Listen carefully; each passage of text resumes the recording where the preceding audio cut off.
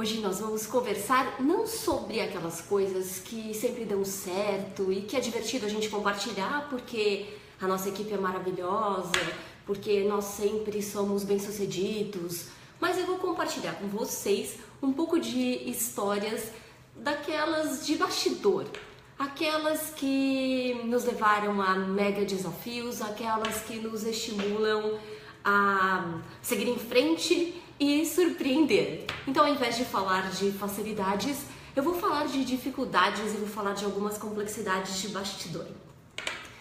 Eu vou começar compartilhando com vocês um causo. Eu escrevi eu não achei o livro, então trago para vocês aqui a obra, o Causos da Propaganda, um livro promovido pela APP, isso já faz mais de 10 anos certamente, para não falar uns 20 anos, e nesse livro vários publicitários compartilharam suas histórias de causos criativos e curiosos dentro desse segmento. A minha contribuição foi uma história verídica, o caos da maquete partida. E eu vou começar a nossa conversa contando para vocês como foi essa história. Um cliente nos encomendou uma campanha. E essa campanha, como todas as outras, né, quem está aí ouvindo, se tiver uma forma diferente de dizer como os processos costumam acontecer, essa campanha tinha que ser criativa, inusitada, divertida, surpreendente, passar todos os diferenciais da marca, surpreender e, claro, no final, vender, gerar produtividade e tudo aquilo que as marcas esperam quando encomendam suas campanhas às agências. Então, pensando em toda a estrutura desta empresa, que na verdade era uma rede de comunicação com TV, rádio, jornal, espalhados por vários estados, surgiu a ideia de fazer uma maquete. Puxa, que maravilha seria, né, fazer uma maquete retratando as principais personalidades do veículo de comunicação, mostrando os espaços, mostrando como a área é gigante, como as pessoas podem contar com uma super infraestrutura vinculada a essa mesma marca que dava conta de várias soluções de mídia para os seus clientes, e fomos levando a ideia de maquete a sério. A primeira ideia que tivemos, bom, ao invés de fazer qualquer maquete com qualquer um, que tal chamar os famosos artistas Jepe e Maia, não sei se é do tempo de vocês que estão aí na audiência, mas Jepe e Maia há cerca de 20, 30 anos foram clássicos retratadores de mapas de vários estados do Brasil e do mundo, estados, cidades, municípios, grupos culturais, e assim chamamos o Jepe e o Maia. E o processo foi divertidíssimo. Ao invés de fazer uma maquete simplesmente retratando o óbvio estrutural, nós trouxemos um lado caricato para fazer o desenho e para fazer um retrato de todas as personalidades que envolviam o jornalismo, que envolviam todos os apresentadores deste veículo de comunicação. Bom, resumo da ópera, a maquete ficou magnífica. Uma maquete mais ou menos deste tamanho, 1 metro, né? Mais ou menos 1 metro. E chegou o dia de apresentar essa maquete, ou seja, de fazer a apresentação formal da proposta criativa para o cliente.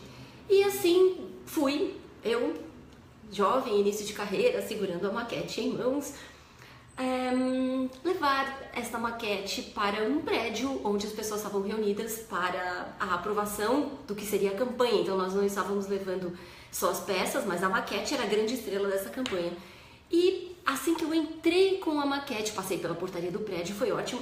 Assim que eu entrei com a maquete no elevador, aconteceu algo surpreendente. A porta do elevador fechou, a maquete estava nas minhas mãos e eu tive aqueles segundos, né? Aquele minuto em que sua vida rebobina e você fala, e agora eu faço o quê? Jogo todo o trabalho fora, e foram meses de estudo, meses de trabalho, desenho dos bonequinhos, tudo tinha ficado impecável, o trabalho com os artistas espetacular.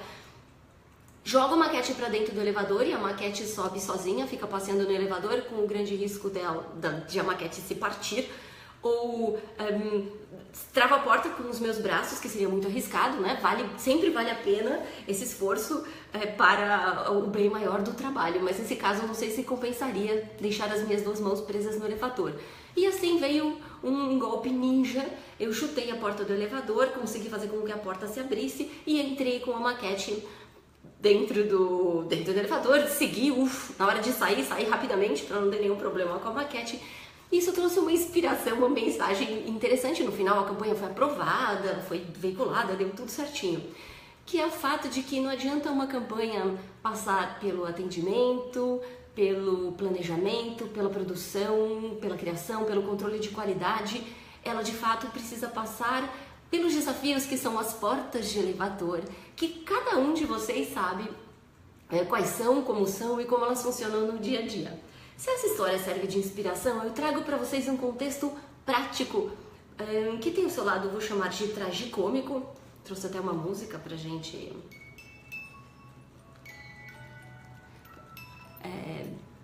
nossa caixinha de som de inspiração para mostrar o que aconteceu comigo transportando estes saquinhos. O que tem aqui é insumo orgânico, uma espécie de adubo orgânico composto por fibra de coco, para uma ação que nós estávamos fazendo de jardinagem para um cliente com peças super bonitinhas, né? Então vasinhos em forma de carrinho, vasinhos em forma de coração, em forma de estrelinha, com várias sementes, semente de alface, semente de abobrinha, semente de cenoura, semente de rúcula, entre outras tantas, muito bonitinhas, com sinalizador para você colocar, fazer a marcação de quando você fez a sua plantação, início e fim. Bom, em resumo, o que aconteceu neste processo? Na pressa, ao invés de despachar os saquinhos de insumo orgânico pela bagagem no avião, eu resolvi levá-las na mão, porque a reunião ia ser super em cima da hora e a gente estava com uma certa pressa, então não podia perder a oportunidade. E o que aconteceu é que, óbvio, ao passar no raio-x, esses saquinhos foram...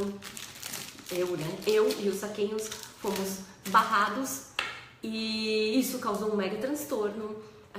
Chegaram os policiais perguntando que tipo de transporte que tinha nesses saquinhos. Nem vou contar pra vocês o que aconteceu quando eu levei os saquinhos com gesso. Tive a mesma ideia, muito feliz ideia de na pressa levar tudo na bagagem de mão pra ver o que acontecia lá na ponta. No final, deu tudo certo, os policiais viram que isso era adubo orgânico, não era nenhuma outra coisa tóxica e alucinógena. E por precaução e por processo, todos os produtos tinham certificação. Então, eu vou mostrar para vocês um exemplo, né? A certificação, nesse caso, do Inmetro. Então, este selo nos salvou de uma mega complicação, ou seja, de ter a mercadoria apreendida.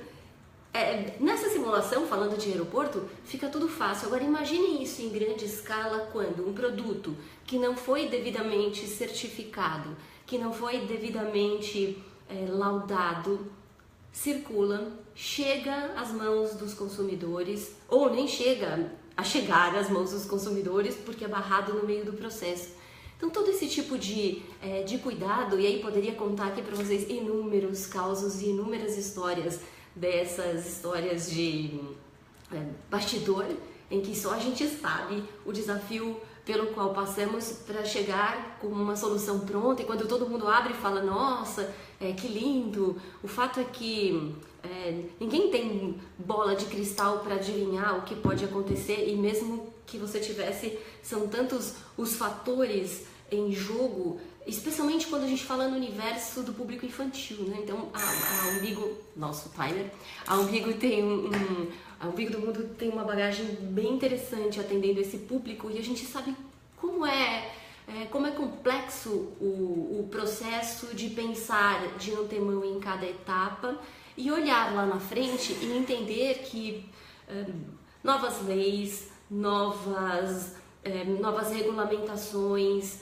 novas circunstâncias de mercado podem interferir diretamente em todo o processo que foi planejado com tanto carinho, que foi aprovado e passou por tantas instâncias e passou por tantas etapas, mas que se não for definitivamente pensado para aquele público, naquele momento e para todas as variáveis de mercado que podem interferir inclusive numa interrupção da ação promocional, e tem inúmeras situações como essas, né, de projetos que foram lançados no mercado. Tem uma história, inclusive, tensa, né, de uma criança que se feriu com a mola de um determinado brinquedinho num ovo de Páscoa. A questão não é o uso indevido desses objetos, a questão é de fato ter todo um processo de prevenção e precaução, sabendo que sempre o que nos espera é surpreendente e que nem sempre o planejado vai ser implementado lá na ponta, mas as pessoas prevenidas, preparadas e atentas ao entorno podem se proteger e podem ter um jogo de cintura para que, quando esses desafios surgirem, elas consigam boas alternativas para resolver suas situações. Aqui encerramos nossa conversa de hoje. Tem mais na semana que vem, com mais dicas, com mais inspirações e com mais causas compartilhadas com vocês. Uma ótima semana e até a próxima!